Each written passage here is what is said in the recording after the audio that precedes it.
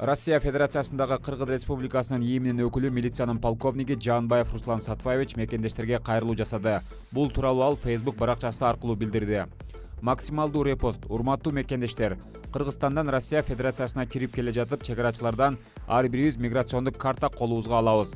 Көбүнчөбүздүн миграциондук картабызда цель визита деген жерге бизден сурабай эле частный визит деп белгилеп коюшат. Бирок силер андай белги менен жумушка орношконуңар мыйзамдуу эмес болуп калат. Ошондуктан чек арадан кирип жаткан учурда чек арачыга цель визита деген жерге работа дегенди белгилеткиле.